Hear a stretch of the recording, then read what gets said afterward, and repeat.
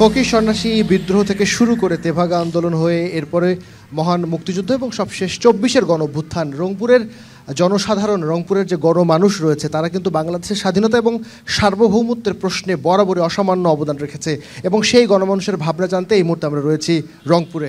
Star news এখন তিস্তার তীরে গড়ে ওঠা জনপদ রংপুর। নদী, মাটি আর মানুষের মেলবন্ধনে ইতিহাস, ঐতিহ্য আর সংস্কৃতির আরেক নাম। তাজহাটের প্রাসাদ বলে দেয় এই এলাকার সমৃদ্ধ ইতিহাস। বেগম রোকেয়া ছড়িয়েছে নারী জাগরণের আলো। এই জেলায় শিক্ষার সূতিকাগার কারমাইকেল কলেজ, রোকেয়া বিশ্ববিদ্যালয় আর রংপুর মেডিকেল কলেজ। জেলার ঐতিহ্য বহন করছে শতরঞ্জি। তবে রংপুরের দুঃখ তিস্তা নদী, রয়েছে বঞ্চনার নানা চিত্র। যখন নদী ভাঙে তখন মানুষদের দৌড়দৌড়ি করে কাজ তো আসে না। স্বাস্থ্যসেবার একদম প্রথম থেকে শুরু করে এমার্জেন্সি থেকে ঢোকা শুরু করে আপনার যদি আপনি মরেও যান, যদি বেঁচে থাকেন তাহলে ভিন্ন ইস্যু, যদি মরেও যান, মরে যাওয়ার পরে লাশ যে উঠবে সেখানে যাওয়া পর্যন্ত সব কিছুতেই অনিয়ম। রংপুরের শিক্ষা ব্যবস্থা এবং এটার প্রতি একটা আলাদা দৃষ্টিপাত দেওয়া উচিত। উত্তর জনপদের এ জেলায় সংসদীয় আসন ৬টি। গঙ্গাচড়া ও সদর উপজেলার এক অংশ নিয়ে রংপুর ১ আসন। রংপুর ২-এ আছে তারাগঞ্জ ও বদরগঞ্জ উপজেলা। সদর উপজেলার বাকি অংশ নিয়ে রংপুর ৩। আর রংপুর ৪ আসন গঠিত পীরগাছা ও কাউনিয়া উপজেলা নিয়ে। রংপুর ৫-এ মিঠাপুকুর আর পীরগঞ্জ পড়েছে রংপুর ৬-এ। দিন দিন নগরায়নের গতি যত বাড়ছে তেমনই বাড়ছে অব্যবস্থাপনা। শ্যামাসুন্দরী খাল হারিয়েছে স্রোত, পরিকল্পনার অভাবে শহর হারাচ্ছে শ্বাস নেয়ার জায়গা। ভারী শিল্প কারখানা আর দক্ষ জনবল তৈরি না হওয়ায় বাড়ছে বেকারত্ব। উত্তরবঙ্গের মানুষজন এমন কোনো প্রশিক্ষণ বা কোনো ব্যবস্থা পাচ্ছি না, সেজন্য আমরা দক্ষ করে কোনো কর্মশক্তিকে বিদেশে পাঠাতে পারছি না কর্মসংস্থানের জন্য। রেল ডিপার্টমেন্টে আমরা অনেক কিছু বঞ্চিত আছি। আমরা এমন এক প্রতিনিধি চাই যেন রেলটার জন্য সংস্কার বেশি। কাকে ভোট দিবেন? যাকে ভোট দেন সেই তো বাইরের লোক, ঢাকা থাকে, চিটাগাং থাকে, আমাদের কোনো খোঁজ খবর নাই। তিনি যদি রংপুরেই থাকে, খালি ঢাকায় দৌড়ালে হবে না, রংপুরের জন্য উন্নয়ন করতে পারে। আমরা এমন একজন এমপি চাই। তবুও রংপুর থেমে নেই। তিস্তা তীরের এই জেলা এগিয়ে চলেছে উন্নয়ন ও সম্ভাবনার পথে, যেখানে অতীতের ঐতিহ্য মিলেছে ভবিষ্যতের স্বপ্নে। সর্দার মোহাম্মদ আরিফ, স্টার নিউজ। আমরা রয়েছি রংপুরে। আমরা জানবো ২৬-এর নির্বাচন নিয়ে রংপুরের গণমানুষের ভাবনা কি এবং রংপুরের যারা প্রতিনিধি রয়েছেন তাদেরকেও আমরা আমাদের সাথে রেখেছি এবং আমাদের সামনে বরাবর মতো রয়েছে আমাদের দর্শকরা, অর্থাৎ রংপুরের যারা জনসাধারণ রয়েছে, যারা নাগরিক রয়েছে এবং ভোটার রয়েছে। আমরা এই মুহূর্তে রয়েছি রংপুরের ঐতিহ্যবাহী কারমাইকেল কলেজ ক্যাম্পাসের যে শহীদ মিনার চত্বর সেখানে। এবং রংপুর নিয়ে যদি একটু বলে রাখতে চাই তাহলে এই রংপুর হচ্ছে উত্তরাঞ্চলের অন্যতম বড় জনপদ এবং একটি বিভাগ, এবং এখানে উপজেলা রয়েছে 8টি, আসন রয়েছে 6টি এবং 32 লাখের মতো মানুষ এই রংপুরে বসবাস করে, যার মধ্যে 24 লাখের মতো ভোটার রয়েছে। এই 24 লাখ মানুষ কিন্তু আগামী নির্বাচনে ভোট দিবে এবং কাকে ভোট দিবে, কেন ভোট দিবে সেই প্রশ্নগুলো তারা করতে চায় তাদের জনপ্রতিনিধিদের কাছে। সেই প্রশ্নগুলো নিয়েই এবং সেই জনপ্রতিনিধিদের নিয়ে আমরা আসলে হাজির করেছি এই দর্শকদের কাছে। আর পুরো আয়োজনে সঙ্গে থাকবো আমি, নাইম, আবির। শুরুতে আমাদের যারা দর্শক এবং একই সাথে আমাদের যারা প্রার্থী রয়েছে, প্রতিনিধি রয়েছে, তাদের সাথে একটু পরিচিত করে রাখতে চাই। শুরুতে আমার হাতে ডানে রয়েছেন শামসুজ্জামান শামু, আহ্বায়ক, রংপুর মহানগর বিএনপি। এরপরে আমার হাতের বাইরে রয়েছেন অধ্যাপক মাহবুবুর রহমান বেলাল, কেন্দ্রীয় কর্ম পরিষদ সদস্য, বাংলাদেশ জামাত ইসলাম। আমার ডানে আরও রয়েছেন আমিরুল ইসলাম পিয়াল, সেক্রেটারি ইসলামী আন্দোলন বাংলাদেশ, রংপুর মহানগর। এবং আমার বাইরে রয়েছেন আসাদুল্লাহ আল গালিব, প্রধান সমন্বয়কারী, রংপুর জেলা। আমরা চারজনকেই আমাদের সাথে যুক্ত হওয়ার জন্য শুভেচ্ছা এবং স্বাগত জানাচ্ছি। আমরা আমাদের দর্শকদের একটু বলে রাখি যে এই অনুষ্ঠানটি আমরা দুভাগে ভাগ করব। প্রথমে আমাদের কিছু প্রশ্ন রয়েছে সেগুলো আমরা করব এবং এরপরে আপনাদের প্রশ্ন নেব। সুতরাং আপনাদের যার যার প্রশ্ন রয়েছে সেটি আসলে প্রস্তুত করে ফেলুন। শুরুতে আমি রংপুর মহানগর বিএনপির আহ্বায়কের কাছে আসতে চাই, শামসুজ্জামান শামু। ২৪-এর গণঅভ্যুত্থানে রংপুরের যে অবদান এবং দীর্ঘদিন ধরে আমরা রংপুরকে বৈষম্যের বিভিন্ন ইস্যুতে দেখি, রংপুর অঞ্চলকে বৈষম্যের একটা শিকার আগের সরকার, তার আগের সরকার সবসময় আমরা দেখে এসেছি। ২৪-এর আন্দোলনে এত বড় ভূমিকা রাখবার পরেও গত 1 বছরের বেশি সময় অন্তর্বর্তী সরকার পার করলো, রংপুরের মানুষের বৈষম্য বা রংপুরের সাথে অন্য জেলার যে বৈষম্য হয়, অন্য বিভাগের যে বৈষম্য হয়, সেটি কতখানি কমলো? এই রংপুরের প্রতি এবং রংপুরের মানুষের প্রতি যে বৈষম্য করা হচ্ছে, এটা আমি রংপুরের নাগরিক হিসাবে নিন্দা জানাই। জুলাইয়ের অভ্যুত্থান, এই অভ্যুত্থানে রংপুরের যে ত্যাগ, আমাদের প্রিয় ছাত্র নেতা আবু সাঈদের শহীদ হওয়ার পর থেকে সারা বাংলাদেশে এই জুলাই আন্দোলন যেভাবে ছড়িয়ে গেছে এবং সেই আবু সাঈদের মৃত্যুর পরে, শহীদের হওয়ার পরেই কিন্তু এই ফ্যাসিস্ট বিরোধী আন্দোলন বাংলাদেশে জোরদার হয়েছে। 3টা রাজনৈতিক দল যারা ইতিপূর্বে ক্ষমতায় ছিল, এই 3 রাজনৈতিক, আমার দল সহ 3 রাজনৈতিক দলের যদি আমরা চিন্তা করি, প্রথমেই একটা হচ্ছে আওয়ামী লীগ দীর্ঘ সময়ে যে ক্ষমতায় থাকলো, তারা কিন্তু তাদের যে আওয়ামী লীগের প্রধান শেখ হাসিনা, সে যেখানে জন্মগ্রহণ করেছেন, দেখা গেছে যে সেই জেলাটার উন্নয়ন হয়েছে, সেটা গোপালগঞ্জ, ব্যাপক উন্নয়ন হয়েছে। বিএনপির দিকে তাকাই, বগুড়ায় বিএনপির সময়ে অনেক উন্নয়ন হয়েছে। এই দীর্ঘ সময় ধরে আমরা রংপুরের মানুষ বঞ্চিত হয়েছি। এই দীর্ঘ সময় জাতীয় পার্টি এবং এরশাদের পার্টি এই রংপুর অঞ্চলে নেতৃত্ব দিয়েছে, কিন্তু রংপুরের কোনো উন্নয়ন সাধিত হয় নাই। আমার যেটি প্রশ্ন ছিল যে এই 1 বছরে কি একই রকম পরিস্থিতি দেখলেন আপনারা, নাকি কোনো উন্নতি হয়েছে? আমি আসছি আপনার কথায়, যে আজকে যারা এই অন্তর্বর্তীকালীন সরকারের প্রধান ডক্টর ইউনূস সাহেব, উনি রংপুরের মানুষ না, উনি চিটাগংয়ের মানুষ, এবং যারা অন্যান্য উপদেষ্টা হয়েছে তারা কিন্তু সব ওই অঞ্চলের মানুষ। আমাদের এই রংপুর বিভাগ থেকে অথবা রংপুর থেকে যদি একজন উপদেষ্টা না হতো, তাও আমরা বলতাম যে আমরা বৈষম্য শিকার হইনি, আমাদের তাকে দিয়ে আমাদের এই অঞ্চলের যেগুলো সমস্যা আছে, সমস্যার সমাধান হতো। কিন্তু দুঃখের বিষয়, এই অন্তর্বর্তীকালীন সময়েও আমরা বৈষম্য শিকার হলাম। চিত্র পরিবর্তন হয়। আমরা আবারও আপনার কাছে আসবো, বিস্তারিত অবশ্যই আলাপ হবে। অধ্যাপক বেলালের কাছে একটু আসতে চাই। একই রকম প্রশ্ন, জনাব শামু বলছিলেন যে একজন উপদেষ্টাও নেওয়া হয়নি এই অন্তর্বর্তী সরকারের এই সময়টিতে, অথচ এই সরকারের অথবা একই সাথে যদি বলি এই বিপ্লবের অন্যতম কারিগর কিন্তু এই রংপুর এবং শহীদ আবু সাঈদ। আপনি কি বলবেন, এই আপনার দৃষ্টিভঙ্গি কি? ধন্যবাদ স্টার নিউজকে। আবু সাঈদ যার আত্মদানের কারণেই আমি বলবো যে বৈষম্য বিরোধী আন্দোলন, স্বৈরাচার পতনের আন্দোলনে একটা চূড়ান্ত পরিণতির দিকে নিয়ে যায় বাংলার মানুষকে। সেই রংপুর এই দীর্ঘ 14 মাস অভ্যুত্থানের পরে অতিবাহিত হচ্ছে, আমরা দৃশ্যমান কোনো উন্নতি আমরা লক্ষ্য করছি না, পরিবর্তন। এই অভ্যুত্থানের পরে আশা করছিলাম যে খুবই যুক্তিযুক্ত একটা বৈষম্য বিরোধী আন্দোলন হলো, বৈষম্য অবসান চিহ্ন হিসাবে প্রাথমিক একটা উদ্যোগ হবে যে অঞ্চল থেকে উপদেষ্টা পরিষদ একজন লোক নেওয়া হবে, না হলো না। এখানে আমরা বড় ধরনের একটা ধাক্কা খেলাম বলা যায়। পরবর্তী সময় উপদেষ্টা না থাক, কিন্তু উন্নয়নমূলক তো কিছু কাজ কর্মকাণ্ড আমাদের নিতে পারতেন। বিশেষ করে আমাদের এখানে অবকাঠামোগত উন্নয়ন, তিস্তা মহাপরিকল্পনা বাস্তবায়ন, আমাদের যে শিক্ষা প্রতিষ্ঠানগুলো আছে ইনক্লুডিং বেরোবি, বেগম রোকেয়া বিশ্ববিদ্যালয়, কারমাইকেল, এখানে কিন্তু কোনো নতুন কোনো প্রজেক্ট শুরু হয়নি। যে সব কিছু মিলে আমরা দেখছি যে বর্তমান যারা অর্থনৈতিক সরকার, তারা এদিকে নজর দিচ্ছেন না। আমরা আশাবাদী যে আগামী দিনে রংপুরের মানুষ পূর্বের তিক্ত অভিজ্ঞতার আলোকে এমন নেতৃত্ব নির্বাচন করবেন, যারা এমন দলকে দায়িত্ব দেবেন যারা সারা দেশে সুষম উন্নয়ন করবেন। সুষম উন্নয়ন হলে কিন্তু যেহেতু আমরা বৈষম্যের শিকার, আমাদের উন্নয়নটা স্বাভাবিকভাবেই বিশেষ পরিকল্পনার আলোকে ভালোভাবে হবে। বেলাল, আপনাকে অসংখ্য ধন্যবাদ। আমরা আরও বিস্তারিত আলাপ করবো, তার আগে একটু আমি এনসিপি যিনি নেতা রয়েছেন আসাদুল্লাহ আল গালিব, তার কাছে একটু জানতে চাই, মানে কেন আপনারা তো আরও ভালো বলতে পারবেন, আবু সাঈদের রক্তে আপনারা তো আন্দোলন করলেন, সংগ্রাম করলেন, আবু সাঈদের মাধ্যমে তো মূলত এই আন্দোলনটা স্ফুলিঙ্গের মতো ছড়িয়ে পড়লো। কেন এনসিপিও ব্যর্থ হলো রংপুরের এই দুজন বড় বড় দল বাংলাদেশে, তারা বলছেন একই রকম কথা, আপনাদের সাথে সরকারের ভালো সম্পর্ক, বলা হয় আপনারাই সরকারকে বসিয়েছেন, কেন আপনারা এই জায়গাগুলোতে ব্যর্থ হলেন বা গত 1 বছর বা 14 মাসে রংপুরের উন্নয়নের এই জায়গাগুলোতে? জাতীয় নাগরিক পার্টির সাথে সরকারের ভালো সম্পর্ক আছে বা এর সাথে আমি একমত না। আমি শুরুতে বলবো যে অন্তর্বর্তীকালীন সরকার আছে, এই সরকার বাংলাদেশের সকল রাজনৈতিক দলকে সাথে নিয়েই সমানভাবে দেখে আসলে কাজ করছে। কিন্তু খালি আমরা দেখি প্রশাসন, ডিসি, এসপি সবাই আপনাদের ফোন টোন করে আর কি, খোঁজ খবর নেয়, আপনাদের সহযোগিতা নিয়ে কাজ করে, মানে এটা তো খারাপ না, সরকারকে আপনারা সহযোগিতা করতেই পারেন। কিছু কিছু ক্ষেত্রে আরও আমরা যেটা দেখছি আর কি, সেটা হচ্ছে গিয়ে এই সরকার কিংবা এই সরকারের যে আমলা কিংবা প্রশাসন, তারা বাংলাদেশের বড় 2টা দলের নাম করে আসলে তাদেরকেই বেশি প্রায়োরিটি দিচ্ছে। এটা হচ্ছে আমাদের ফিল্ডের আসলে অবজারভেশন। তো আপনি নিয়েছেন এই সরকারের সময় যেই প্রশ্নটা করছিলেন সেই প্রশ্নের উত্তরে যাব আমি এখন। সেটা হচ্ছে গিয়ে যে রংপুর বরাবরই পিছিয়ে। এটার পিছনের কারণ বলা হচ্ছে গিয়ে সরকারের সুনজর নাই, বা হচ্ছে গিয়ে অনেকগুলো বিষয় এরকম নিয়ে আসা হয় যে রংপুরের সাথে বৈষম্য করা হচ্ছে। আমি আসলে এটার সাথে একমত না, আমি এটাকে এইভাবে দেখি না, একটু আমি ভিন্নভাবে দেখি। আমাদের এই অঞ্চলে আসলে নেতৃত্বের সংকট, আমরা যোগ্য নেতৃত্ব পাই নাই।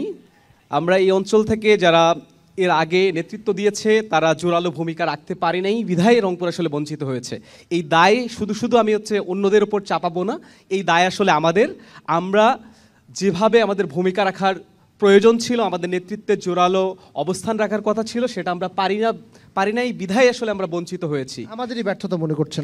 অবশ্যই আমি মনে করতেছি যে আমাদের ব্যর্থতা। এবং আপনি যে উপদেষ্টার পরিষদে রংপুরে না থাকার বিষয়ে শামু ভাই কিংবা বেলাল ভাই যেটা বলছিলেন, দেখেন যখন রংপুর অঞ্চল থেকে কোনো উপদেষ্টা পরিষদে আসলো না, তখন কিন্তু আমরা এই বড় দুইটা দল জামাত কিংবা বিএনপির পক্ষ থেকে কোনো জোরালো ভূমিকা দেখিনি। কিন্তু আপনি দেখবেন যে আমরা একাধিক দিন গিয়ে রংপুর অঞ্চল থেকে যাতে উপদেষ্টা রাখা হয়, এর জন্য কিন্তু আমরা মাঠে চেষ্টা চালিয়েছি। আমরা ব্লকেট দিয়েছি, আমরা মানববন্ধন করেছি, আমরা স্মারকলিপি দিয়েছি, আমরা দেখা করেছি।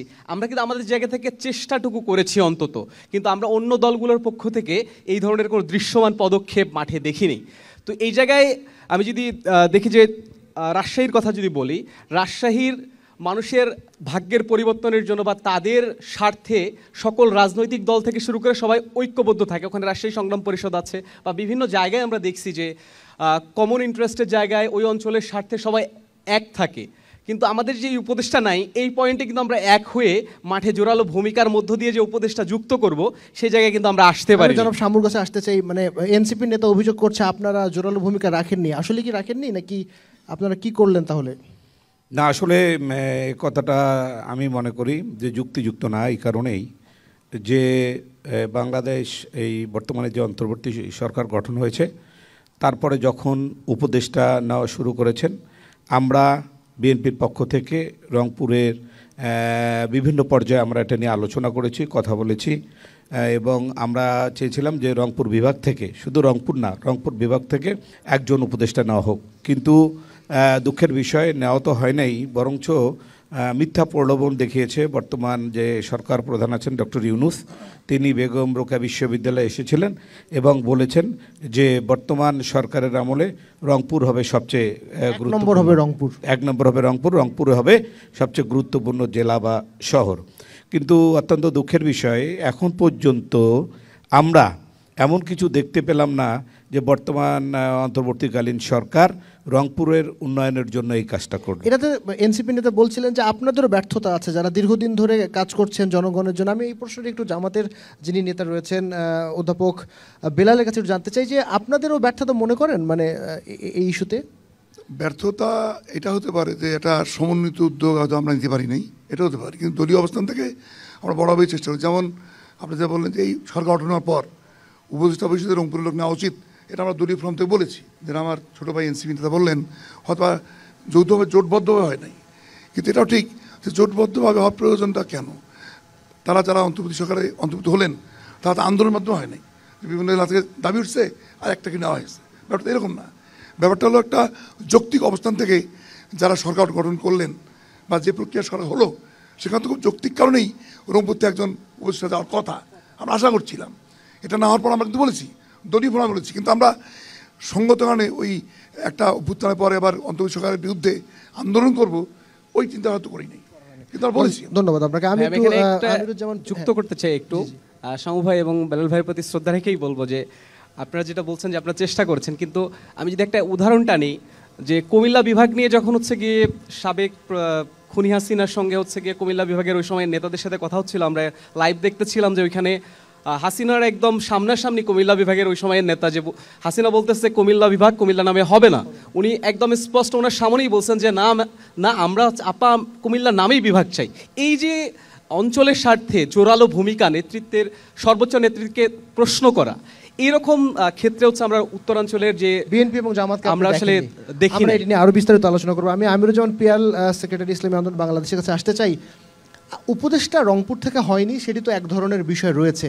এর বাইরে গিয়েও কি আপনি দেখলেন যে গত 14-15 মাসে কোনো বৈষম্যের, মানে আপনি কি একমত বা আপনার অন্য কোনো বিষয়ে যুক্ত করবার আছে? বৈষম্যহীন বাংলাদেশ গড়তে গেলে সর্বপ্রথম ব্যক্তিকে বৈষম্যহীনভাবে নিজের চিন্তা চেতনাকে তৈরি করা উচিত। আমাদের প্রত্যেকে যদি আমরা বৈষম্যহীনভাবে নিজেকে চিন্তা করি তাহলে ইনশাআল্লাহ বৈষম্যহীন, কারণ আগে ব্যক্তি গঠন হবে, ব্যক্তি থেকে পরিবার, পরিবার থেকে সমাজ, সমাজ থেকে রাষ্ট্র গড়ে ওঠে। এজন্য চিন্তা চেতনাগুলো যদি নিজের থেকে তৈরি হয় তাহলে সবচেয়ে বেশি উত্তম। আপনি যে বৈষম্যের কথা বলেছেন, এই বৈষম্যের বিষয়ে আমি বলতে চাই, আসলে এই বৈষম্যের শিকার শুধু ইদানিং না, 54 বছর থেকে আমরা দেখছি এই বৈষম্যের শিকার। আমাদের এনসিপির যিনি মহতারাম আলোচক আছেন, তিনি যে কথাটি বলেছেন নেতৃত্বের সংকট, এর সাথে আমি একমত পোষণ করি। পাশাপাশি আরেকটা জিনিস আমি এর কারণ হিসাবে আমি যুক্ত করতে চাই।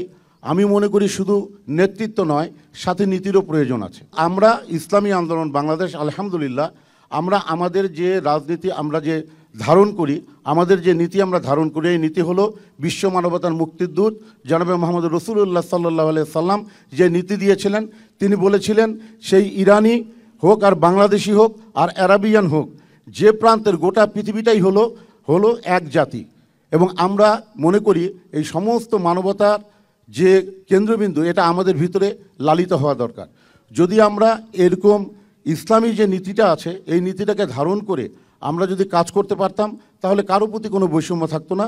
একটি বৈষম্যহীন, আমরা রংপুর কেন, বৈষম্যহীন বাংলাদেশ গড়তে পারতাম। যে আমি প্রত্যেকটি দলের আমি প্রতিনিধি হিসেবে প্রত্যেকের প্রতি, এখানে হিন্দু, বৌদ্ধ, খ্রিস্টান থেকে শুরু করে প্রতিটি দলের প্রতিনিধি হয়ে আমি ইনশাআল্লাহ প্রত্যেকের ক্রাইসিসের সামনে আমার এই ক্রাইসিসগুলো সমাধান করাই হবে আমার মুখ্য বিষয়। আমি এবারে প্রশ্নটা আপনাকে দিয়ে শুরু করতে চাই, সেটি হলো যে রংপুর মেডিকেল কলেজ হাসপাতাল এখানে রয়েছে, 1000 শয্যার একটি হাসপাতাল রয়েছে, আরও বিভিন্ন রকমের উপজেলা স্বাস্থ্য কমপ্লেক্স তো রয়েছে, বেসরকারি ক্লিনিক রয়েছে।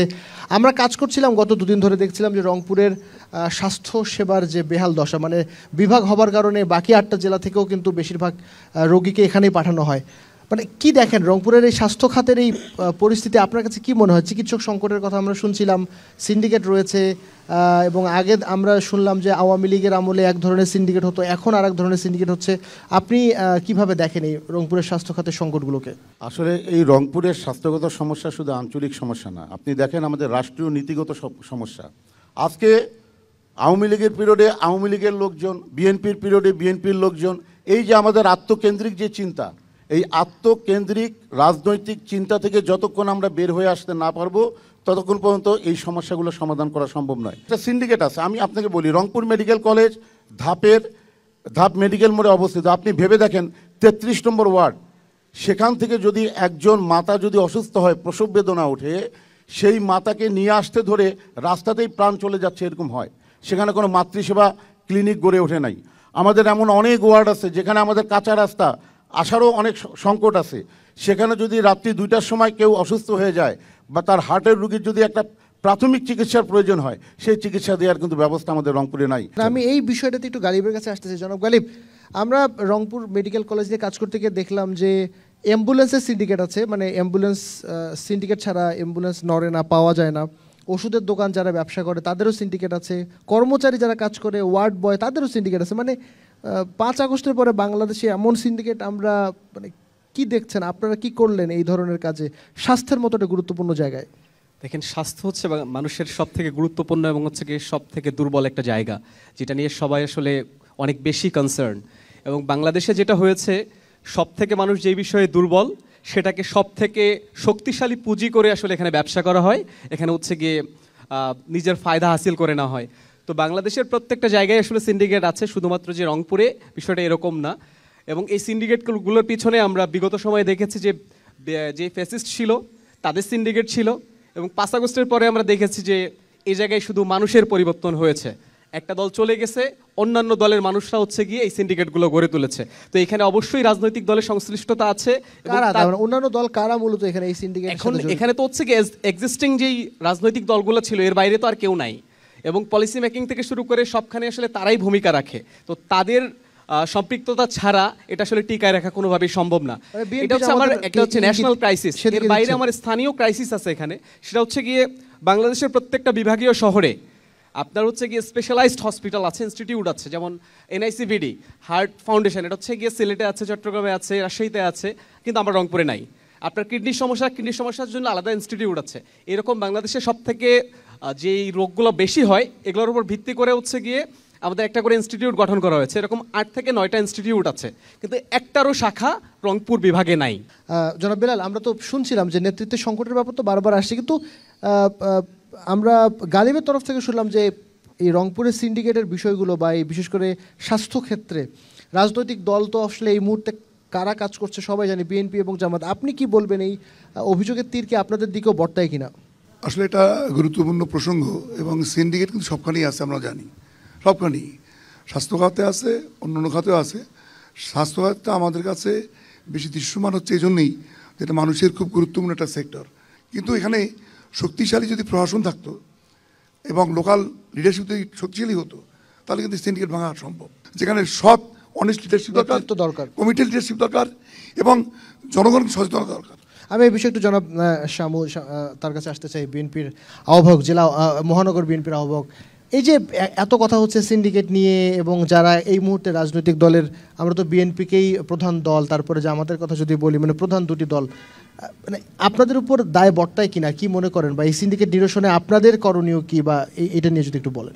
যে রংপুর মেডিকেল কলেজের কি কি দুরবস্থা, এটা নিরসনের উপায়টা কি? প্রথমত হচ্ছে যে একটা রুগী রংপুর মেডিকেল কলেজে এমার্জেন্সিতে আসে, এমার্জেন্সিতে আসার পরে কিছু বয় বলে ওদের ভাষায়, মেডিকেলের ভাষায়, ওরা কি করে ওই রুগীটাকে ডাক্তার এমার্জেন্সিতে যে কোনো ওয়ার্ডে ভর্তি করতে বলে, ভর্তি করলে ওরা সাথে সাথে ওই রুগীটাকে ট্রের মধ্যে উঠে নিয়ে যেয়ে ওয়ার্ডে দেয়। ওয়ার্ডে দেওয়ার সাথে সাথে ওই রুগীর কাছে 200 টাকা করে নেয়। ওয়ার্ডে যখন গেছে তখন ওয়ার্ড বয়রা বিভিন্নভাবে ওই রুগীটাকে হ্যারাস করার পরে দেখা যায় রুগীটা মাঠে মেঝের মধ্যে থাকে। তারপরে চিকিৎসা, ডাক্তার কি করে, প্রথমেই প্রেসক্রিপশন দিয়ে দেয়, একটা ওষুধও হাসপাতালের মধ্যে নাই, পাওয়া যায় না। শুধু এইটাই না, রংপুর মেডিকেল কলেজের সাপ্লাই থেকে শুরু করে প্রতিটা ক্ষেত্রে অনিয়ম এবং দুর্নীতি বিরাজমান। আপনারা এটা কি মানে কিছু, আমি আপনাকে বলছি এই কথাটা, এই আমরা সবাই জানি। আপনার এই অন্তর্বর্তীকালীন সরকার আসার পরে রংপুর মেডিকেল কলেজে জাতীয় সংস্কার কমিটি, স্বাস্থ্য সংস্কার কমিটি এসেছিল রংপুর মেডিকেল কলেজে মিটিং করতে। সেই মিটিংয়ে আমি ছিলাম। আমি বলেছি যে আপনারা কি সংস্কার করতে চান, আপনারা সংস্কার কোথায় করবেন, কিভাবে করবেন। যেখানে সমস্যার সমাধান না করে সংস্কার করলেন, কিন্তু সমস্যাটা আবার যে সমস্যা সেই সমস্যা থাকলো। আমি বলেছিলাম যে ডাক্তারদের দেখা যায় যে 8টা থেকে 3টা পর্যন্ত ডাক্তাররা থাকে, তারপরে ডাক্তার থাকে না। যখন একটা পেশেন্ট হার্ট অ্যাটাক করে, তার কি নির্ধারিত কোনো সময় থাকে? 8টা থেকে 12টা বা 2টা, রাত 2টার সময় হার্ট অ্যাটাক করতে পারে। তো এই ইমার্জেন্সিটা মেকআপ করবে কে? এই জন্য আমি বলছিলাম ডাক্তারদের ডিউটিটা ডবল শিফটে করার জন্য, 12 ঘন্টা অথবা 3 শিফটে করার জন্য, 3 আসতে 24 ঘন্টা, 8 ঘন্টা করে। আমি মনে করি আইনের শাসনটা প্রতিষ্ঠা করতে হবে। আমরা এ পর্যায়ে আলোচনার দর্শকদের কাছে যেতে চাই, নাগরিক যারা ভোটার রয়েছেন তাদের প্রশ্ন নিতে চাই। কারা কারা প্রশ্ন করতে চান একটু হাত দেখতে চাই, এবং আমাদের সহকর্মী যারা রয়েছেন রাফিন এবং রনি, আপনারা একটু সহযোগিতা করবেন, আপনার নাম বলবেন, খুব সংক্ষেপে প্রশ্নটি করবেন। মোহাম্মদ আবুল কালাম আজাদ, আমি সংক্ষেপে প্রশ্ন করতেছি আমার এনসিপির ভাইয়ের কাছে। আবু সাইদের রক্তে রংপুরে রঞ্জিত হওয়ার পর যে উপদেষ্টারা এখনো বসে আছে, তাহলে আমরা রংপুর বিভাগ কেন উপদেষ্টার জন্য রাজনীতি করব, আন্দোলন করব?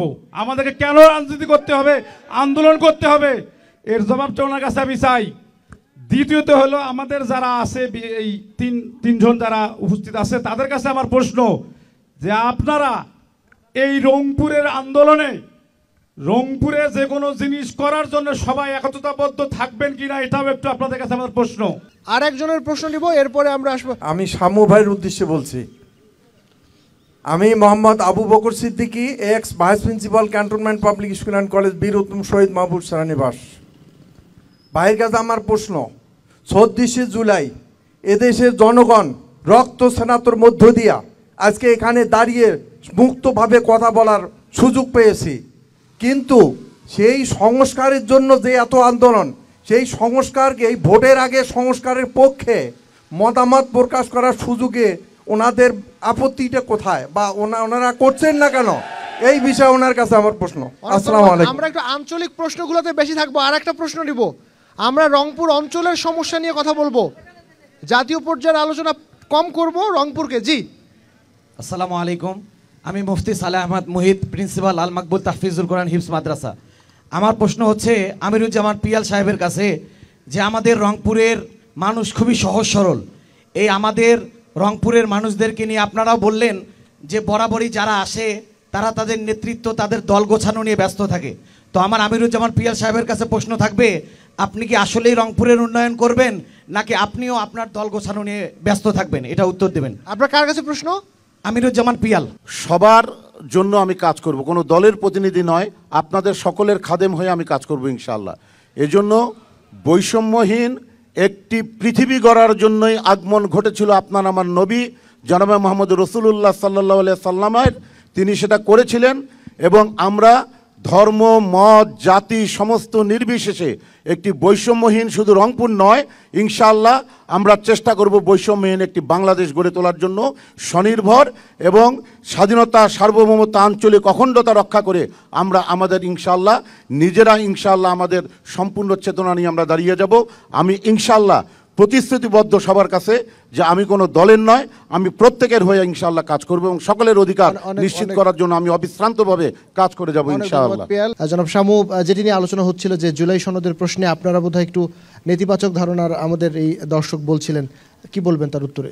উনি হয়তো আমাদের পার্টির ভারপ্রাপ্ত চেয়ারম্যান জনাব তারেক রহমানের প্রস্তাবিত 31 দফা রাষ্ট্র মেরামতের জন্য যে 31 দফা উনি জনগণের হাতে তুলে দিয়েছেন, সেখানে রাষ্ট্র কিভাবে চলবে, রাষ্ট্রের কি কি সংস্কার প্রয়োজন সব কিছু উল্লেখ আছে। সেটা গত 2 বছর আগে, মানে জুলাই আন্দোলনের 1.5 বছর আগে আমাদের পার্টির ভারপ্রাপ্ত চেয়ারম্যান সেই প্রস্তাব জাতির কাছে উত্থাপন করেছেন। আমার মনে হয় যে আমার যে ভাই প্রশ্ন করেছেন, উনি যদি ওই আমাদের 31 দফাটা পড়েন তাহলে সেখানে উনি বিস্তারিত জানতে পারবেন। নতুন করে আর সংস্কারের কোনো কিছু প্রয়োজন আছে বলে আমরা মনে করি না। আমরা মনে করি যে জাতির প্রত্যাশা, জাতি চায় অতি দ্রুত নির্বাচন, অতি দ্রুত নির্বাচন চায় জাতি। এই নির্বাচনটা যত তাড়াতাড়ি সম্ভব সেটা আমার মনে হয় এই অন্তর্বর্তীকালীন সরকারের ব্যবস্থা করা উচিত। 1 মিনিট সমবের কাছে প্রশ্ন রাখতে চাই, জাতি চায় অতি সম্প্রতি নির্বাচন, এটা আপনি কিভাবে বলতে পারেন? কারণ জাতি কি চায় এটা চাওয়ার জন্যই তো আমরা কিন্তু আমরা গণভোটটা দাবি করেছি। গণভোটের মাধ্যমে যদি আমরা এটা জানতে চাই যে জাতি কি চায়, এটা তো আমরা গণভোটের মাধ্যমে আমাদের কাছে ক্লিয়ার হবে ইনশাআল্লাহ। এজন্য গণভোটের পক্ষে জনগণের মতামত দেওয়া থেকে কেন আমরা বিরত রাখতে চাই জাতিকে? এখানে একটু গালিবের বক্তব্য নেওয়া দরকার। জনাব গালিব, আপনি কিছু বলবেন কিনা এই বিষয়ে যে জুলাই সনদ এবং 31 দফা বিষয় নিয়ে উনি কথা বলছিলেন, সংস্কারের বিষয় এবং নির্বাচনের বিষয় বলছিলেন? আমি আমার প্রশ্নটার সঙ্গে একসঙ্গে এই দুটা রিলেট করবো আর কি।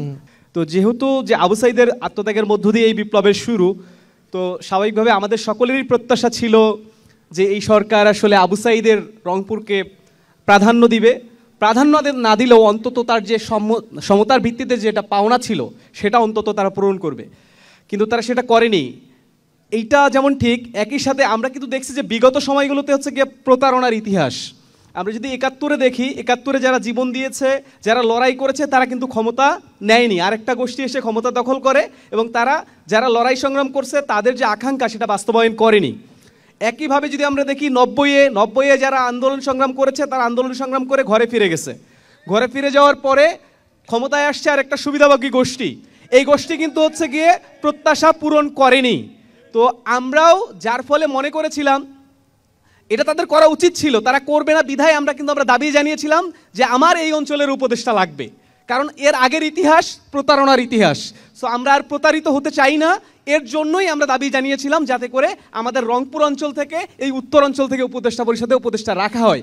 একই সাথে আমি জুলাই সনদ যে প্রশ্নটা আসছে, যে দেখেন জুলাই সনদ নিয়ে আমরা কেন কথা বলছি বা জুলাই সনদের আইনি ভিত্তির কথা কেন বলছি, এটার কারণও কিন্তু একটাই। আপনি যদি 90-এ দেখেন, 90-এ 3 দলীয় জোট 18 দফা প্রস্তাবনায় ঐক্যমত্য পোষণ করেছিল। এখন যেরকম আমরা একটা ঐক্যমত্য কমিশনের মধ্য দিয়ে আমরা এই জুলাই সনদে ঐক্যমত্য পৌঁছেছি, একইভাবে 90 সালেও কিন্তু 18 দফা প্রস্তাবনায় গিয়ে ঐক্যমত্য হয়েছিল, কিন্তু সেটার আইনি ভিত্তি না থাকার ফলে ওই সময়ও কিন্তু বিএনপি ক্ষমতায় আসে, কিন্তু তারা হচ্ছে কি সেটা বাস্তবায়ন করেনি। 18 দফার একটাও বাস্তবায়ন হয়নি, যার ফলেই কিন্তু আমরা বলছি যে এবারও এই সনদকে শুধু সনদ হিসেবে আমরা ফেলায় রাখতে চাই না। এই সনদের মধ্য দিয়ে আমরা একটা নতুন বাংলাদেশ বিনির্মাণ করতে চাই, যার ফলে এই জুলাই সনদের আইনি ভিত্তি জরুরি এবং আইনি ভিত্তির জন্য গণভোট লাগবে। গণভোটের মধ্য দিয়ে এই জুলাই সনদের যে 48টি প্রস্তাবনা আছে সেটা সংবিধানে অন্তর্ভুক্ত করতে হবে। এবং আমরা মনে করছি যে রাষ্ট্রের যত সমস্যা আছে এই সমস্যাগুলোর মূল কারণ হচ্ছে কি আমাদের প্রতিষ্ঠানগুলো ধ্বংস হয়ে গেছে।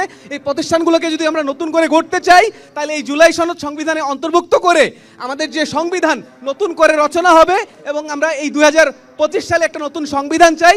এর মধ্য দিয়েই আমাদের নতুন বাংলাদেশ বিনির্মাণের পথে আমরা পদযাত্রা শুরু করবো ইনশাআল্লাহ। ধন্যবাদ গালে। আমরা একটু অধ্যাপক বেলালের কাছে আসতে চাই যে আমি অধ্যাপক বেলালের কাছে একটু জানতে চাই জনাব শামুর বক্তব্যের প্রেক্ষিতে জামাত কি মনে করে, নির্বাচন আগে চায় জনগণ নাকি সংস্কার আগে চায়? উনি বললেন আমাদের দলীয় নেতা তিনি 31 দফা 2 বছর আগে ঘোষণা করেছেন, এর মধ্যে সংস্কার সব আছে। প্রশ্ন 31 দফা নিয়ে না, প্রশ্ন 31 দফা নিয়ে না, প্রশ্ন হচ্ছে অভ্যুত্থানের পরে শহীদদের আকাঙ্ক্ষা, জাতির প্রত্যাশা যে আমরা বৈষম্যমূলক সমাজ, একটা মানবিক সমাজ বিনির্মাণ করব এবং বাংলাদেশের টেকসই গণতান্ত্রিক ব্যবস্থা গড়ে উঠবে। তারপর কীভাবে বিএনপি বলে যে সংস্কার দরকার নাই, 31 দফা হলেই চলবে, এটা তো একেবারে অবাস্তব, এটা অগ্রহণযোগ্য, এটা চূড়ান্ত অগ্রহণযোগ্য। সবচেয়ে দুর্ভাগ্য যে বিএনপি সংস্কার পক্ষে নিয়ে এটা স্পষ্ট করেছেন পরশুদিন ওনাদের একটা সম্মেলনে উপদেষ্টা পরিষদের একজন গুরুত্বপূর্ণ দায়িত্বশীল এবং তিনি সাবেক মন্ত্রী, বিশিষ্ট মুক্তিযোদ্ধা, তিনি পরিষ্কার বলেছেন সংস্কার দরকার নেই, দরকার নাই, নির্বাচন দরকার। কিন্তু জাতি তো এটা প্রত্যাশা করে না, জাতি চায় সংস্কার, জাতি চায় সংস্কার। কারণ সংস্কার না হলে শেখ হাসিনার যে দলীয়করণ, যে মানে তার যে দুঃশাসন, তার যে সিস্টেম, এই সিস্টেম যদি অব্যাহত থাকে এই জাতি আগামী দিনেও 90 ফিসিবাদের খপরে পড়বে, 90 স্বৈরাচার কায়েম হবে, একটাও কায়েম হবে। এই জন্য জাতি চায় সংস্কার এবং পুরো জাতি আপনার একমত এবং এই সংস্কার আইনি ভিত্তি হতে হবে। জনাব শামু, আপনি একটু বলবেন এই বিষয়ে, যেহেতু তিনজনই এটা নিয়ে কথা বলবেন। আপনাকে ধন্যবাদ যে আমার 3 ভাই মনে হচ্ছে যে আমার প্রতিপক্ষ, কিন্তু আমি মনে করি না ওনারা আমার প্রতিপক্ষ, আমি মনে করি না ওনারা আমার প্রতিপক্ষ। হ্যাঁ, কারণ আমরা দীর্ঘদিন একসাথে আন্দোলন করেছি, সংগ্রাম করেছি, আমি কাউকে প্রতিপক্ষ মনে করি না আর কি। তা এখানে বিষয়টা কোনটা, আমি কিন্তু বলি নাই যে জুলাই সনদ আমরা চাই না, এটা কিন্তু আমি বলি নাই। আমি বলছি জুলাই সনদ দেশ সংস্কারের যে আমরা জুলাই সনদে যে স্বাক্ষর করেছি, বিএনপি কি স্বাক্ষর করে নাই? করে নাই? করছে। তার মানে স্বাক্ষর করছে মানে জুলাই সনদের যে বিএনপি স্বাক্ষর করলো তার মানে বিএনপির সম্মতি আছে, সম্মতি আছে না ভাই? আমি ইন্টারাপ্ট করি নাই, নো, আমি এটা কথা বলতে, আমি ইন্টারাপ্ট করি নাই, না আমি আপনার ইন্টারাপ্ট করি নাই, তো আমি কারো কথা ইন্টারাপ্ট করি নাই, করছি কি? না না না, ঠিক আছে, করি নাই। আমার বলার পরে আপনি যা খুশি বলেন, 1 ঘন্টা ধরে বলেন, আমার কোনো সমস্যা আমি আসবো আপনার কাছে। এখন কথাটা হচ্ছে, আমার কথাটা হচ্ছে স্পষ্ট, আলোচনায় আসি, ঠিক আছে, আলোচনায় আসি। ঘটনাটা হচ্ছে যে আমরা বলতেছি কি, আমরা বলতেছি যে জুলাই সনদে যতগুলো সংস্কারের প্রস্তাব উত্থাপিত হয়েছে, লিপিবদ্ধ হয়েছে, তার অধিকাংশ সংস্কারের প্রস্তাবগুলো আমাদের 31 দফার মধ্যে আমাদের পার্টির ভারপ্রাপ্ত চেয়ারম্যান তিনি আগে করেছে। আমাকে একটু বলতে দিবেন, আমি কিন্তু কোথাও ইন্টারফেয়ার করিনি। এখন বক্তব্যটা হচ্ছে আমরা চাই, জাতি চায়, কি চায়, যে বেলাল ভাই বলেছে যে ওটা আইনে রূপান্তরিত করতে, আমার সেখানে কোনো আপত্তি নেই, আমি একমত। কিন্তু আইনটা কখন অনুমোদন হবে? যখন পার্লামেন্ট হবে তখন অনুমোদন হবে। সারা বিশ্বে পার্লামেন্টের ইলেকশনের পরে গণভোট অনুষ্ঠিত হয়, আপনি জানেন নিশ্চয়ই, এবং বেলাল ভাইরাও জানে। পার্লামেন্ট ইলেকশন হওয়ার পরে গণভোট হবে, গণভোটে যা যা সেখানে জনগণ যেটা চাবে সেইটাই হবে। আমাদের আগে মানে গণভোটটা নির্বাচনের আগে হবে না, না, একসাথে জাতিকে গণভোট নির্বাচন, গণভোট আগে হবে, তারপরে জাতীয় সংসদ নির্বাচন হবে। জাতি কিন্তু গণভোটের কথা আগে চিন্তা করতেছে না, জাতি চিন্তা করতেছে আগে জাতীয় সংসদ নির্বাচন, তারপরে গণভোট হোক, গণভোটে সেই জুলাই সনদ আইনে রূপান্তরিত। আমাদের এই ব্যাপারে কোনো আপত্তি নাই। জি, আপনি কিছু বলতে চাচ্ছেন? আলহামদুলিল্লাহ, আমি এই প্রসঙ্গে বলতে চাই যে আসলে জাতি কি চিন্তা করতেছে এই কথাটা প্রকাশ হওয়ার জন্যই গণভোটের প্রয়োজন। শামু ভাই যে প্রশ্নটা করেছেন যে তাদের পার্টির চেয়ারম্যান, আমার কাছে তো বিস্ময় লাগে যে পার্টির চেয়ারম্যানের সিদ্ধান্ত কর্মীরা মানে কি না। কারণ আমি বলি, আপনারা বলছেন যে আপনারা জুলাই সনদের পক্ষে স্বাক্ষর করেছেন। গত পরশুদিন আপনাদের শীর্ষ নেতা তিনি মেজর হাফিজ সাহেব তিনি বলেছেন স্পষ্টভাবে জুলাই সনদ দেশের জনগণের প্রয়োজন নাই। যখন মেজর হাফিজ সাহেবের মতো একজন নেতা বলেন যে জুলাই সনদ এই দেশের জনগণের প্রয়োজন নাই, তাহলে তিনি কি পার্টির চেয়ারম্যানের চেয়ে দ্বিমত পোষণ করার সাহস কিভাবে পায়? এখন কথা হলো যে আপনারা এক এক সময় এক এক কথা বলতেছেন যা জনগণের মধ্যে আপনাদের প্রতি ভ্রান্ত ধারণা নিয়ে আসতে বাধ্য হচ্ছে।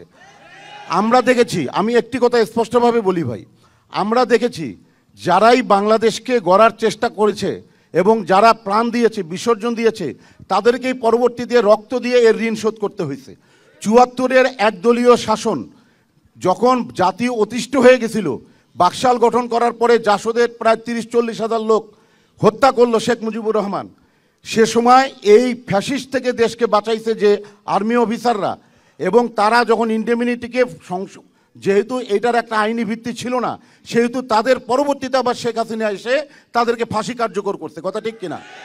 আজকে জুলাই বিপ্লবীরা যারা রক্ত দিয়ে, যখন আমরা রাজনৈতিক দলগুলোও ব্যর্থ হয়েছি আমি বলতে পারি, কারণ আমরাও এই জাতিকে পরিবর্তিত বাংলাদেশ উপহার দিতে পারি নাই। যখন ছাত্র জনতা ফুঁসে উঠেছে একমাত্র দল ইসলামী আন্দোলন, যখন বড় দলগুলো আজকে যারা বড়াই করছে, তাদের সেই মহাসচিব বলেছিল যে এটা ছাত্রদের আন্দোলন, এর সাথে বিএনপির কোনো সম্পর্ক নাই। তখন ইসলামী আন্দোলন বাংলাদেশ ব্যানার নিয়ে তাদের পাশে দাঁড়িয়েছে, একমাত্র দল ইসলামী আন্দোলন বাংলাদেশ নিজস্ব ব্যানারে এই ছাত্র জনতার সাথে আন্দোলনে ঝাঁপাই পড়ছিল। আমার কথা হচ্ছে ৭৪-এ যারা এই আমরা চুপ করি, কথা শেষ করতে দেন। এই পিএল ভাই বলুন, আমরা চুপ করি। ৭৪-এ যারা, আমার কথাটা শেষ করতে দেন। ৭৪-এ যারা দেশকে, আমরা শুনবো, কথা শুনবো, আমরা কথা শুনবো। পিএল ভাইকে বলতে দাও, আমি কথাটা শেষ করি। ৭৪-এ যারা আমি বলি, শুনেন, এই দেশকে সাধন করেছিল, শামু ভাইকেও এই বিষয়ে কথা বলার সুযোগ দিব। এটাই হলো কথা, আমরা কথা বলার সুযোগ দিব। আপনারা একটু বসেন। ভাইয়েরা, আপনাদের নেতা কিন্তু, ভাইয়েরা আপনারা চুপ করেন, চুপ করেন। আপনাদের নেতা পিএল ভাইয়ের উত্তর আমি একটা কথাই দিব, অসুবিধা নাই। আমি পিএল ভাইকে উত্তর, আপনাদের নেতা, আপনাদের প্রতিনিধি এখানে উপস্থিত আছে ভাইয়া, আমি যদি ভুল বলে থাকি তিনি উত্তর দিবেন, আমি বলি। আচ্ছা, মানে আমার কথা হচ্ছে যে অবশ্যই আপনাদের পক্ষ থেকে তো শামু ভাই এখানে আছেন, আমি বলবো, উত্তর দিবেন, আমি উত্তর দিব। আমি 1 মিনিটে শেষ করব। ৭৪-এ যারা দেশকে একটা বাকশাল থেকে মুক্ত করলো, তাদেরকে আবার ফাঁসি দিতে দেখলাম। জুলাই সনদের যদি আইনি ভিত্তি না হয়, জুলাই সনদের পক্ষে যদি জাতির মতামত নিয়ে আনা হয়, যে ছাত্র জনতা বিপ্লবীরা, বিশেষ করে যে সমস্ত রাজনৈতিক দল নিজস্ব ব্যানারে ছাত্রদের পাশে দাঁড়িয়েছিল, আমি মনে করি তাদের কোনো ভবিষ্যতের নিরাপত্তা নিশ্চিত করা যাবে না। অবশ্যই জুলাই সনদের আইনি ভিত্তি দরকার, এবং আইনি ভিত্তি জাতি চায় কিনা, বিএনপি দাবি করছে জাতি চায় না, আমরা চাই গণভোটের মাধ্যমে এটা নিশ্চিত হোক এই জাতি আইনি ভিত্তি চায় কিনা চায়। অনেক ধন্যবাদ শামু ভাই। পিএল ভাইকে অনেক অনেক ধন্যবাদ। পিএল ভাইরা গত জুলাই আন্দোলনে অনেক ভূমিকা গ্রহণ করেছে। আমি পিএল ভাইকে জিজ্ঞাসা করতে চাই, 16ই জুলাই থেকে 5ই আগস্ট পর্যন্ত পিএল ভাইয়ের নামে কয়টা মামলা হয়েছে? আমি জিজ্ঞাসা করতে চাই, পিএল ভাইয়ের অনেক ভূমিকা আছে আন্দোলনে, আমি জিজ্ঞাসা করতে চাই পিএল ভাই কয়টা মামলার 1 নম্বর আসামি হয়েছে? তাহলে পিএল ভাইয়ের আন্দোলনে কতটুকু ভূমিকা সেটা আমরা বুঝতে পারবো, না কি বলেন আপনারা? বুঝতে পারবো।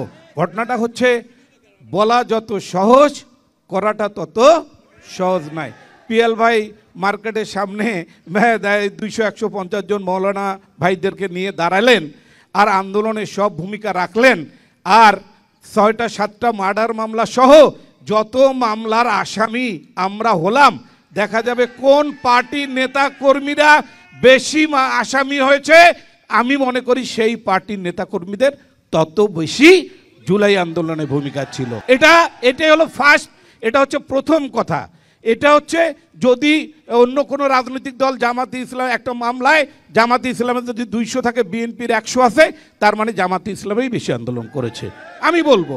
আর যদি বিএনপির নেতাকর্মী যদি 200-র মধ্যে 90 জন বিএনপির কর্মী নেতাকর্মী মামলায় সংযোজিত হয়েছে, মামলা তাদের নামে হয়েছে, তাহলে বিএনপির নেতাকর্মী বেশি ছিল।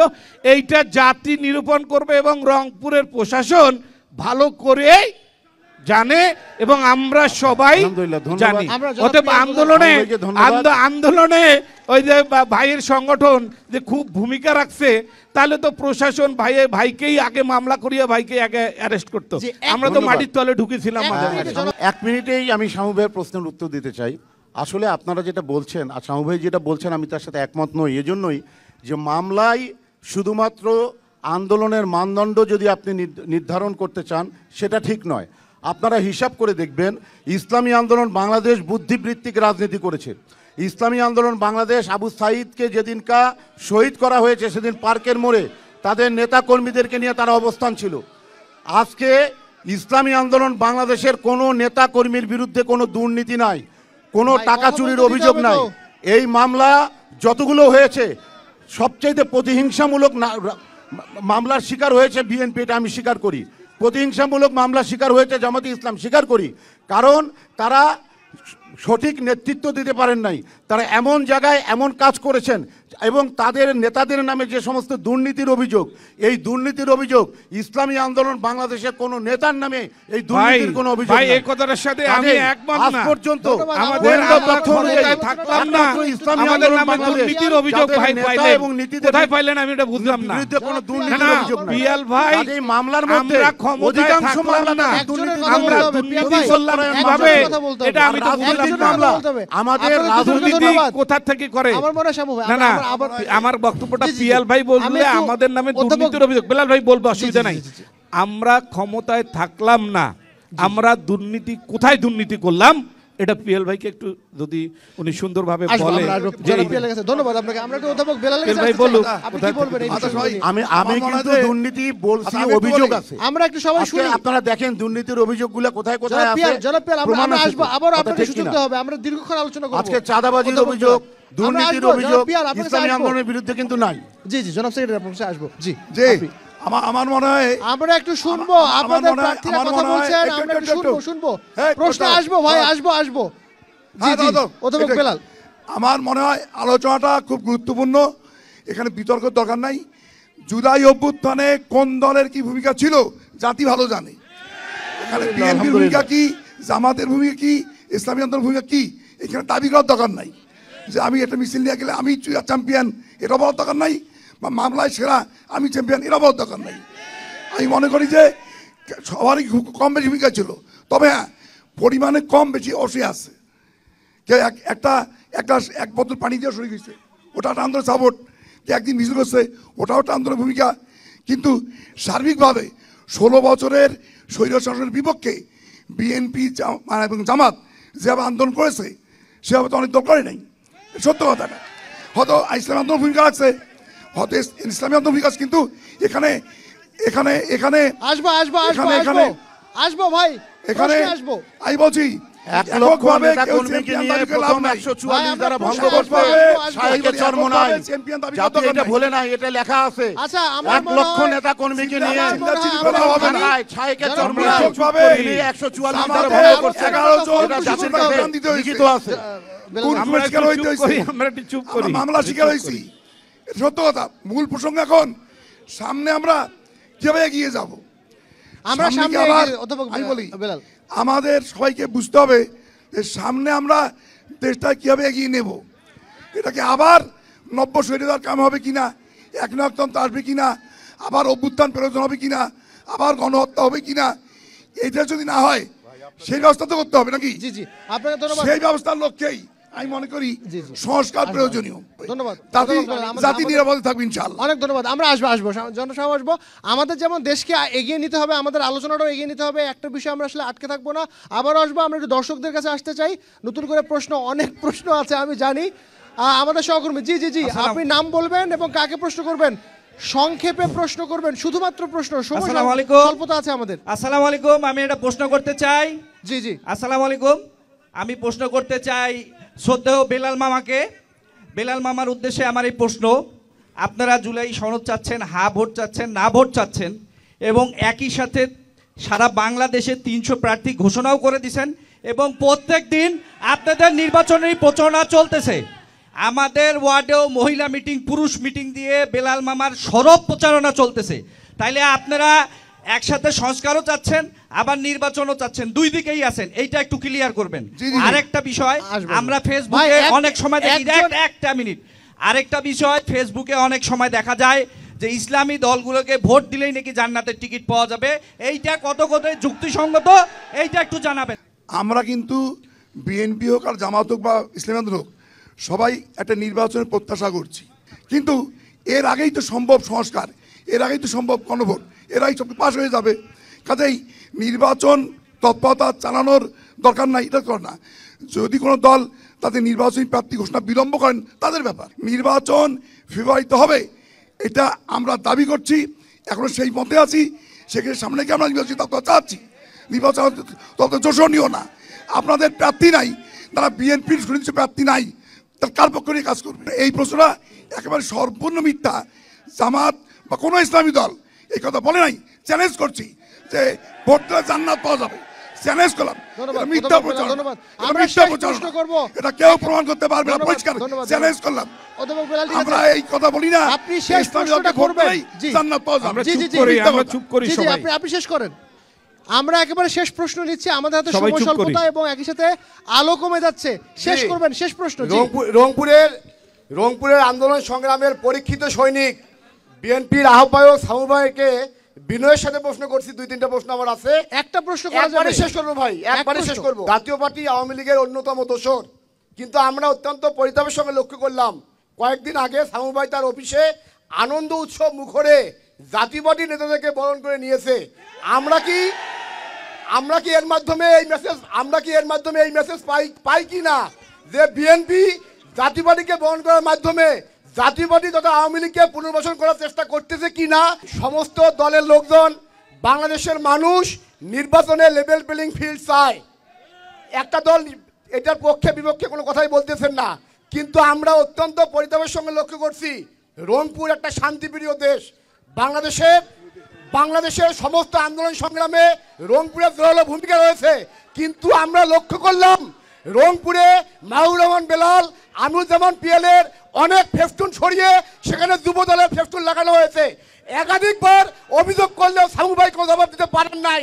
আমি জানতে চাই সামু ভাই এখানকার অভিভাবক, উনি এখানকার আহ্বায়ক, কেন যদি উনি সংঘাত সৃষ্টি করতে চায় তাহলে ঘোষণা দিয়ে আসুক, আমরা ক্লিয়ার পরিষ্কার। আচ্ছা, আমরা কি আর একটা প্রশ্ন নিব, তাই তো?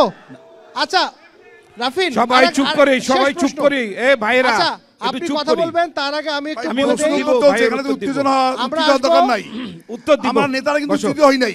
আচ্ছা, আপনারা ধৈর্য ধরেন, আমরা আন্তরিক পরিবেশে আছি। আমরা বসি, চলবে, অসুবিধা কি? একটু জানিয়ে দেই, আমরা আমাদের অনুষ্ঠানের একেবারে শেষ পর্যায়ে চলে এসেছি। আপনাদের সহযোগিতা দরকার, আপনাদের যারা নেতা আছেন তারা কিন্তু কেউ উত্তেজিত হন নাই, সুতরাং আপনারা উত্তেজিত হবেন না। শেষ প্রশ্নটি নিয়ে আমি শামু ভাইয়ের কাছে আসবো। আমি মোহাম্মদ মকবুল হোসেন, রাধাকৃষ্ণপুর ডিগ্রি কলেজের আমি সাবেক প্রিন্সিপাল উপাধ্যক্ষ ছিলাম। তা আমি বেলাল সাহেবের কাছে একটা প্রশ্ন করতেছি, বেসরকারি কলেজে, ডিগ্রি কলেজে হোক, সেটা অনার্স কলেজে হোক, বেসরকারি কলেজে কোনো অধ্যাপক বা প্রফেসর কোনো পোস্ট আছে কি না? যদি না থাকে তাহলে ওনার পোস্টে, ওনার প্যাম্পলেটে লেখা হলো অধ্যাপক বেলাল হোসেন, এটার কারণটা কি? ধন্যবাদ, আমরা আসবো। আমরা একেবারে শেষ পর্যায়ে এসেছি। জনাব শামু, বলা হচ্ছিল যে জাতীয় পার্টি, আমরা নিজেরাও পত্রিকায় দেখেছি যে জাতীয় পার্টির বেশ কয়েকজন কর্মীকে আপনারা আসলে দলে যুক্ত করিয়েছেন বলে অভিযোগ এসছে, এবং আপনারা আসলে কাদেরকে যুক্ত করছেন এবং তাদেরকে পুনর্বাসনের ব্যাপারে সহযোগিতা করছেন কিনা, এই প্রশ্নের উত্তরে কি বলবেন? আসলে আমার ওই জামাতে ইসলামের নেতা ভাইকে অনেক অনেক ধন্যবাদ। আমাকে আরও উৎসাহিত করলেন উনি দুইটা বিষয়। একটা হচ্ছে যে জাতীয় পার্টির নেতা কর্মীতে আমি বিএনপিতে যোগদান করিয়েছি, কথাটা মিথ্যা না, কথাটা সত্য। আমাদের বর্তমান যে নির্বাচনী প্রেক্ষাপট, এই নির্বাচনী প্রেক্ষাপটের আলোকে আমাদেরকে ভাবতে হবে যে দেশের একটা বিরাট অংশ জামাত বিএনপির বাইরে ভোট দেয়, দেয় না?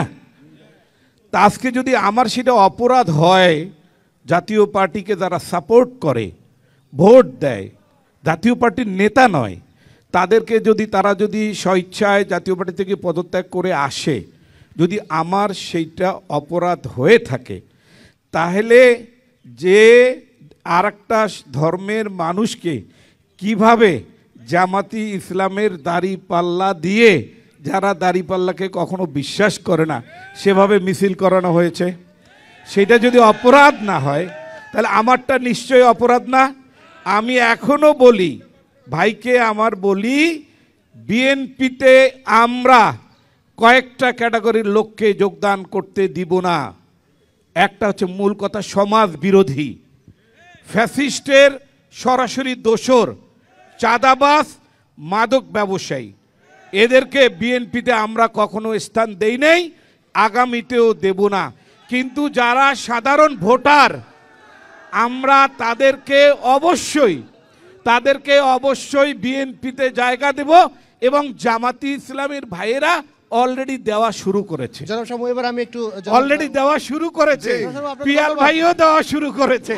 আমরা কেউ দেই নেই একটাও, এটা না, কেউ অন্ধকারে দিচ্ছি, কেউ আলোতে দিচ্ছি। তবে আমি আমন্ত্রণ জানাচ্ছি যারা ভোটার, যারা এইসব অপকর্মের সাথে জড়িত না, তাদেরকে আমি আমন্ত্রণ জানাচ্ছি বিএনপির পতাকা তলে সমবেত হওয়ার জন্য। অধ্যাপক শাহু ভাই যে কথাটা বললেন, কথাটা অবশ্যই ঠিক আছে। যদি কোনো সাধারণ লোক, সে যে কোনো দলের, একটা বিএনপি হোক, জামাত হোক, যোগদান করতে পারে, কিন্তু রংপুরের প্রেক্ষাপটে একটা ব্যাপার আমার মাথায় থাকতে হবে যে রংপুরের আপদ বিপদ মুসিবত যাই বলেন, এই জাতীয় পার্টি, এবং জাতীয় ক্ষেত্রে জাতীয় পার্টির দোসর হিসাবে খুনি হাসিনা সক্রিয় সহায়তা করেছে, এর প্রতিষ্ঠিত, তার দোসর। আমাদের জাতীয় লজ্জা হলো এখনও জাতীয় পার্টিকে আমরা নিষিদ্ধ করতে পারি নাই। আমার কথা হলো, আওয়ামী লীগ যদি নিষিদ্ধ হয়, তো কেন জাতীয় পার্টি নিষিদ্ধ হবে না? একই অপরাধ, একই আমরা পারলাম না কেন? এর প্রশ্ন আমাদের করা উচিত, আমাদের করা উচিত। আর রংপুরের প্রেক্ষাপট আমি মনে করি জাতীয় পার্টির নেতৃত্বের লোককে যদি দেওয়া হয়, সেটা দেওয়া হয়, এটা জাতীয় পার্টি উৎসাহী দেওয়ার সম্ভাবনা আছে না। এরকম কাউকে দেওয়া হয়নি। আমি অনেকে এটা না করাই ভালো। উনি বলছেন সাধারণ ভোটার হতে পারে। আর উনি আরেকটা কথা বলছেন, হিন্দুদেরকে দাঁড়িপাল্লা তুলে দেওয়া হইলো কেন? হিন্দু, মুসলমান, বৌদ্ধ, খ্রিস্টান সবার কি জামাতকে সাপোর্ট করার সুযোগ নাই? তো যদি হিন্দু সাপোর্ট করে দাঁড়িপাল্লা ভোট দেবে, এটা তো অপরাধ আছে, এটা তো দোষর হিসাবে দেই নাই আমরা। ভোটারদের সব জায়গায় আনার সুযোগ আছে, সবাইকে সাপোর্ট করতে, ভোটারদেরকে আনার সুযোগ আছে। ওকে, আর আমার এক ভাই বলেছেন আমার নামে অধ্যাপক লেখা হয়ে আসছে কেন? ওনাকে আমি সম্মান রেখে বলছি, আমি সহকারী অধ্যাপক ছিলাম, কিন্তু আমাদের দেশে প্রচলিত কিছু ভাষা আছে, কি তো কলেজে করলে অধ্যাপক বলা হয়, এটা অস্বীকার হওয়ার উপায় নাই। সেই হিসাবে কেউ যদি পোস্টার ছাপায়, এটা বেআইনি হয় নাই। আপনি পারলে কেস করে দিতে পারেন, যদি আমাকে কেস ভুলে চেক করেন। আমি সহকারী অধ্যাপক ছিলাম, আমার নামের সঙ্গে ছিল সহকারী প্রচলিত ভাষা অধ্যাপক বলা কলেজের টিচার। ওকে, আপনাকে ধন্যবাদ। আমাদের এনসিপি জেনে নিতে অনেকক্ষণ ধরে কথা বলার সুযোগ দেওয়া হচ্ছে না। আপনি জাতীয় পার্টির ইস্যুতে আপনার বক্তব্য কি? আমি শুরুতেই জাতীয় পার্টি ইস্যুর আগে হচ্ছে গিয়ে শামু ভাইয়ের যে প্রশ্ন, জুলাই সনদ নিয়ে যে আলাপটা ছিল, তখন আমাকে সুযোগ দেননি, আমি ওইটা নিয়ে একটু বলবো।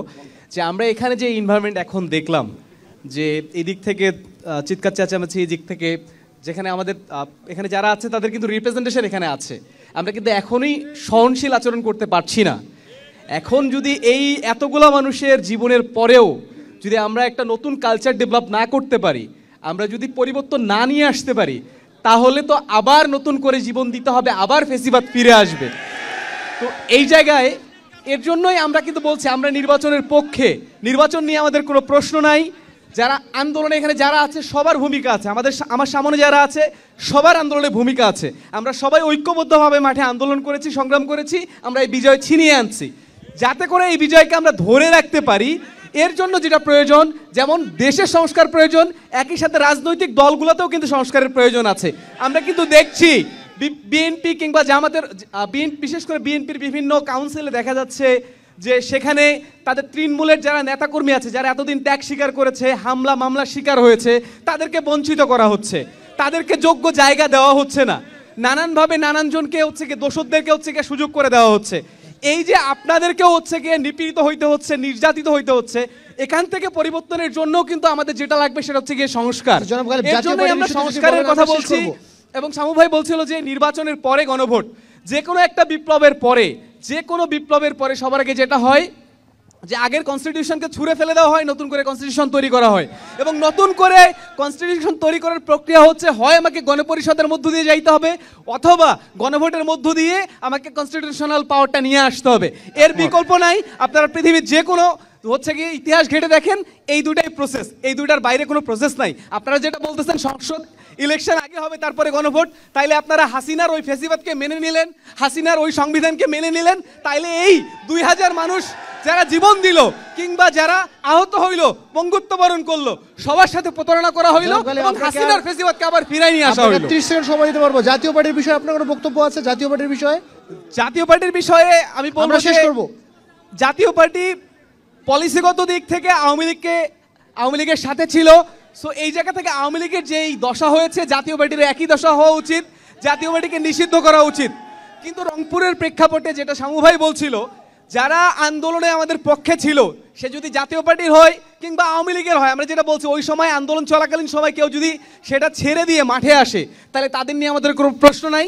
তারা যদি রংপুরের স্বার্থে, উত্তরাঞ্চলের সাথে কাজ করতে চায়, আমরা সবাই তাদেরকে নিয়ে কাজ করব। ধন্যবাদ আপনাদের সবাইকে, অসংখ্য ধন্যবাদ। আপনি কিছু বলতে চান? না, আমি বলতে চাই যে আমরা যে আপনাকে শেষ সুযোগ, আমার যারা আমাদের এখানে উপস্থিত হয়েছে সব ভাইদেরকে, সব সংগঠনের ভাইদেরকে আমি ধন্যবাদ জানাচ্ছি। আমাদের উত্তেজিত হওয়ার কোনো কারণ নাই, সামনে আমরা উত্তেজিত হব না। আমরা সবাই শান্তিপূর্ণভাবে, সুশৃঙ্খলভাবে আমরা ঐক্যমতের ভিত্তিতেই কাজ করব এবং সর্বোপরি রংপুরের উন্নয়নটা নিয়ে আমরা সব রাজনৈতিক চিন্তাকে ঊর্ধ্বে উঠে রংপুরের উন্নয়নের সাথে একমত পোষণ করব। ধন্যবাদ সবাইকে। আমিরুজ্জামান পিয়াল। জাতীয় পার্টি যদি না থাকতো এই ফ্যাসিবাদ এতদিন থাকতো না। ফ্যাসিবাদকে জিয়ে রাখতে জাতীয় পার্টি এবং 14 দল, বিশেষ করে জাতীয় পার্টি নিষিদ্ধের দাবি, এটা আমি জানাচ্ছি। পাশাপাশি আমাদের আরেকটি লজ্জা হলো, যেমন বেলাল ভাই বলেছেন আমাদের লজ্জা যে জাতীয় পার্টিকে আমরা এখনও নিষিদ্ধ করতে পারি। আরেকটি লজ্জা হলো যে আমাদের রাষ্ট্রপতি চুপ্পু। আমি উদাত্ত আহ্বান জানাবো, আমরা আসেন প্রত্যেকটি অঞ্চল থেকে আমরা এই দাবিটা জানাই যে ফ্যাসিবাদদের পক্ষের প্রত্যেকটি শক্তিকে আমরা এই আপদ থেকে আমরা আমাদের রাষ্ট্রকে বাঁচিয়ে আমরা ঐক্যবদ্ধভাবে আমাদের পরবর্তী কর্মকাণ্ড আমরা চালাবো ইনশাল্লাহ। আপনাকে ধন্যবাদ। একেবারে শেষ 30 সেকেন্ডে শেষ করব। আমি আজকে স্টার নিউজে সমবেত যারা আছেন সবাইকে আন্তরিক মোবারকবাদ জানাই একটা সুন্দর আলোচনা করার জন্য। আসলে রাজনীতি বিতর্ক থাকতে পারে, আলোচনা হতে পারে, আমরা রাজনীতি প্রতিযোগিতা করবো কিন্তু প্রতিহিংসা করবো না। আর আমাদের মধ্যে উত্তেজনা বা কি বলা যায় প্রতিহিংসা পরিহার করে আমরা সুন্দর একটা পরিবেশে সামনে নির্বাচন করব। সেই নির্বাচনে যেই ক্ষমতা আসবে তার অধীনেই বাংলাদেশ সুন্দরভাবে এগিয়ে যাবে, এই প্রত্যাশা ব্যক্ত করছি। সবাইকে ধন্যবাদ। ধন্যবাদ। অনুরোধ রাখবো বিলাল ভাইকে আরেকটা জিনিস অ্যাড করার জন্য, রংপুরে শুধু উন্নয়ন নয়, রংপুরের প্রতিটি মানুষের নাগরিক অধিকার, অন্তত মৌলিক অধিকারগুলো আমরা সবাই মিলে প্রতিষ্ঠা করবো ইনশাআল্লাহ। এই যে 4 জন 20 সেকেন্ড বেলাল ভাই যেটা বলছিল সেটা দিয়ে শুরু করব যে রংপুরের স্বার্থে, রংপুরের উন্নয়নের স্বার্থে আমরা যেহেতু পিছিয়ে ছিলাম, আমাদের সবাই যদি আমরা ঐক্যবদ্ধ না থাকি তাহলে আমাদের অন্যান্য অঞ্চল যে লেভেলে আছে ওই লেভেলে পৌঁছাইতে হবে আমাদের, এবং তাদের থেকে আমাদেরকে ছড়াই যেতে হবে।